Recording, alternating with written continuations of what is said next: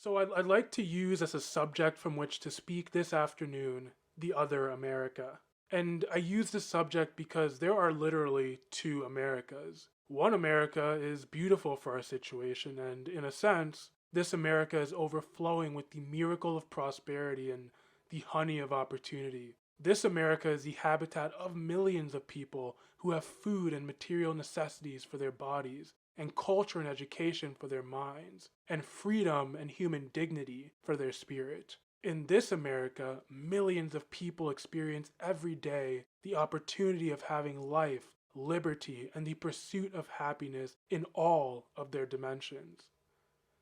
And in this America, millions of young people grow up in the sunlight of opportunity.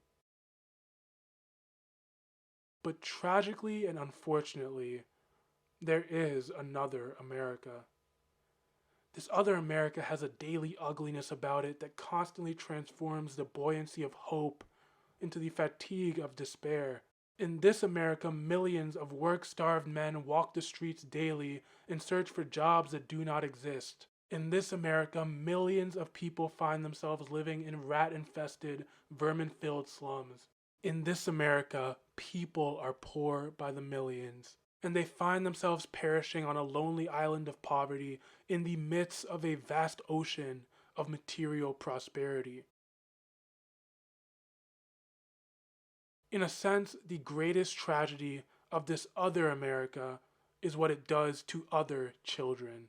Little children in this other America are forced to grow up with clouds of inferiority, farming every day in their little mental skies. And as we look at this other America, we see it as an arena of blasted hopes and shattered dreams. Many people of various backgrounds live in this other America, and these people find themselves living in a triple ghetto. A ghetto of race, a ghetto of poverty, a ghetto of human misery. To deal with this problem of the two Americas, we must seek to make America one nation, a nation indivisible with liberty and justice for all. Now let me say that the struggle for our civil rights and the struggle to make these two Americas one America is much more difficult today than it was 5, 10 years ago. Fought about a decade or maybe 12 years ago, we've fought across the South in various struggles to get rid of legal overt segregation and all of the humiliation that surrounded that system of segregation. In a sense, this was a struggle for decency. We could not go to a lunch counter and in so many cases get a hamburger or a cup of coffee. We could not make use of public accommodations. Public transportation was segregated, and often we had to sit in the back. In transportation within cities, we often had to stand over empty seats because sections were reserved for whites only. We did not have the right to vote in so many areas of the South. The struggle was to deal with these problems. Certainly they were difficult problems. They were humiliating conditions. By the thousands, we protested these conditions. We made it clear that it was ultimately more honorable to accept jail cell experiences than to accept segregation and humiliation.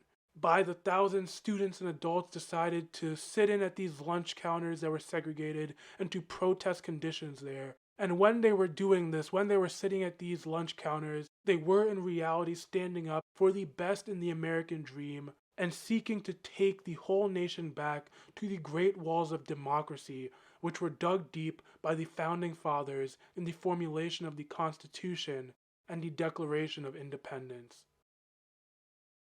Many things were gained as a result of those years of struggle. In 1964, the Civil Rights Bill came into being.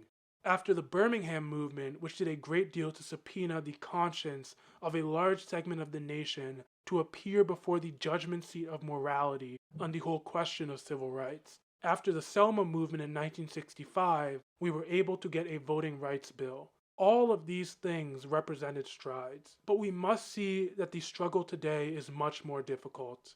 It's much more difficult today because we are struggling now for genuine equality, and it's much easier to integrate a lunch counter than it is to guarantee a livable income and a good, solid job. It's much easier to guarantee the right to vote than it is to guarantee the right to live in sanitary, decent housing conditions. It is much easier to integrate a public park than it is to make genuine, quality, integrated education a reality. And so today, we are struggling for something which says we demand genuine equality. It's not merely a struggle against extremist behavior toward minorities. And I think this is what we've got to see now, and this is what makes the struggle much more difficult.